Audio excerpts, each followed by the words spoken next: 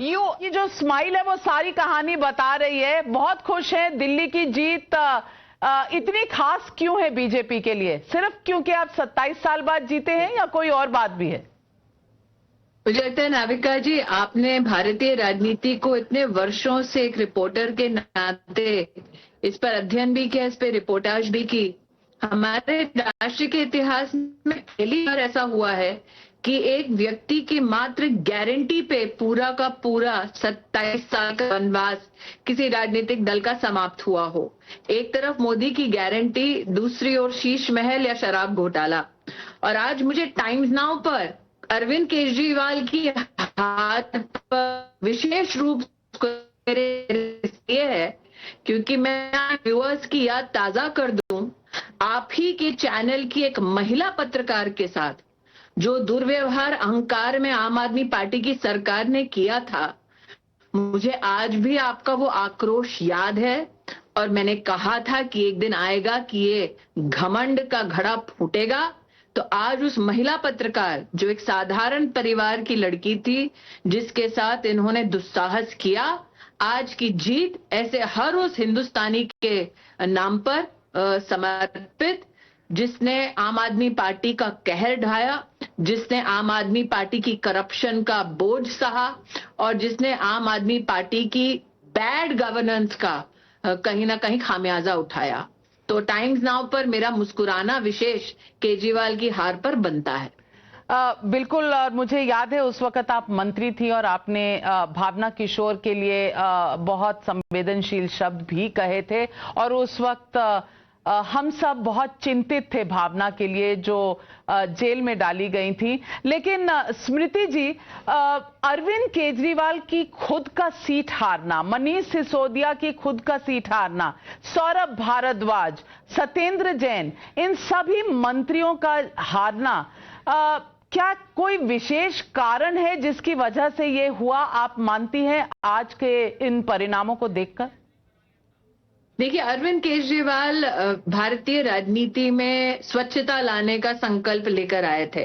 उनका खुद शराब घोटाले में लिप्त होना, जनता की आंख में धूल झोंकना और ये सारे मंत्री उनके उन घोटालों में उनके साथी, उनके संबंधी, उनके विशेष सहायक रहे, तो जनता का निश्चित रूप से उनको धूल चटाना जायज था और अपेक्षित था। साथ ही जो शीश महल के बारे में आपके चैनल के माध्यम से रिपोर्टाज भी रही, मुझे लगता है अरविंद केजरीवाल एक तरफ नरेंद्र मोदी जी की सरकार द्वारा आवास गरीब के लिए जो योजना है उसमें बाधा बनते गए और अपने लिए शीश महल बना दिया। वो जनता में एक आक्रोश का बहुत बड़ा कारण बना।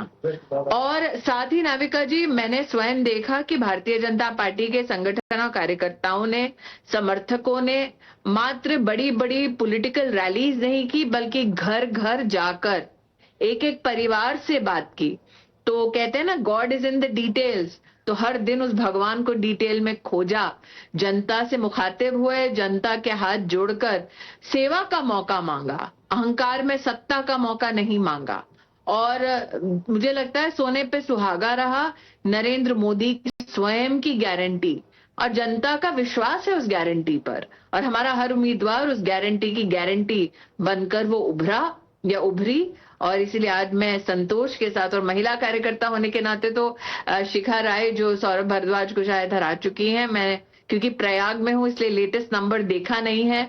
मैं देख रही हूँ आपकी स्क्रीन पर हरीश खुराना आगे चल रहे हैं, सिरसा शायद जीत गए हैं।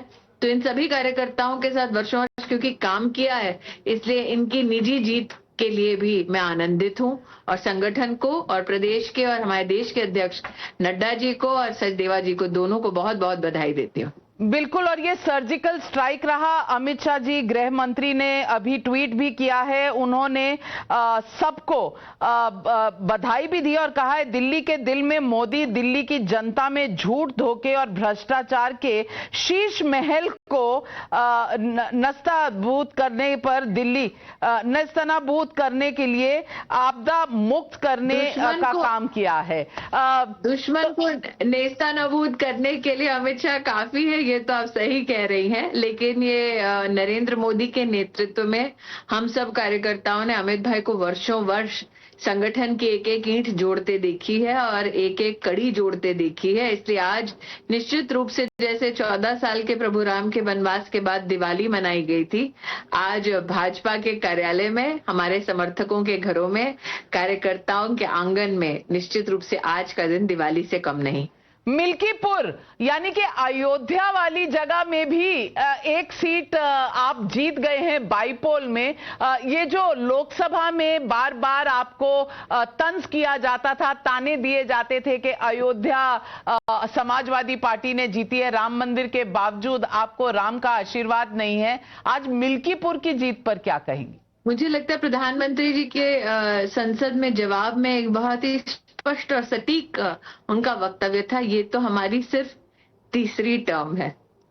और आज की जीत चाहे दिल्ली की हो या उत्तर प्रदेश की हो, उसी की ओर संकेत है।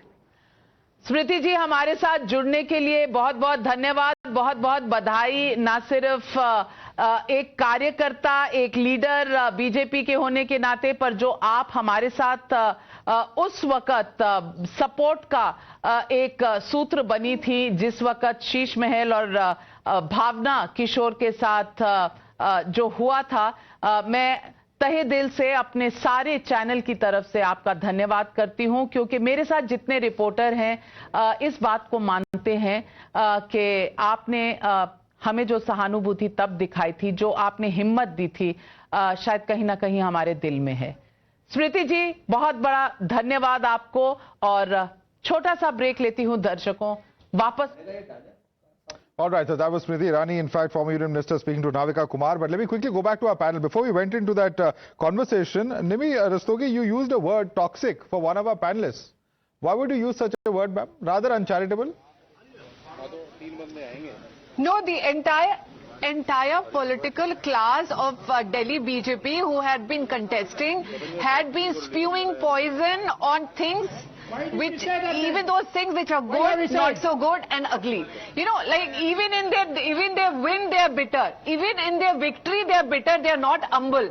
I've yet to hear a thank you from them. Ma'am, I will just say this. They can also reveal the same charges that you also did a lot of shoot and scoot politics, that your party leaders were also, not keeping the political discourse above a certain standard. But there's big breaking news coming in. Tejashree Purandare reporting on the story where the Delhi Secretariat has in fact issued orders that there should be no files moved from the Delhi Secretariat. I'm going to read from the order. Tejashree is with us. Tejashree, take us through what exactly the wording of this order is. Quickly read out from that particular order copy that you've accessed.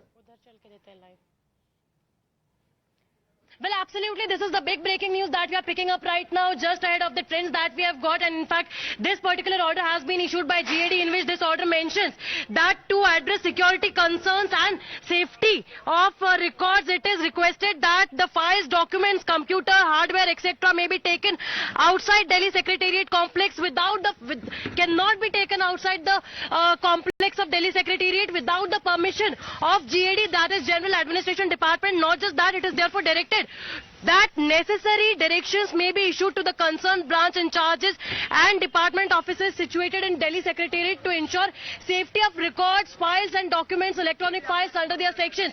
And importantly, all the officers, all the senior officials have also been asked to report immediately to the Delhi Secretariat. So this is the big news. And Iskaran, I want you to come in as a lawyer on this, because this says specifically, the second last sentence is that this order shall also be applicable to the Secretariat offices and camp offices of Council of Ministers, and in charges of both the offices are also directed for compliance of this order. Very significant. There are two parts to this order. One is that no documents or computer or files or any proof, in a sense I would say, any evidence to be taken out of Delhi Secretariat, because we have seen how when people start losing, suddenly a fire erupts in the Secretariat, how files are lost. We have had that record. So documents should not be destroyed, evidence should not be destroyed. The second aspect, that all officers should have to be report immediately, means that whosoever was dealing with whatsoever file, I presume, he will have to give an account of that, submit it, be fully briefed, be fully recorded. Your briefing is recorded, because it appears, if you add it with the statement of the state BJP president, who in the morning said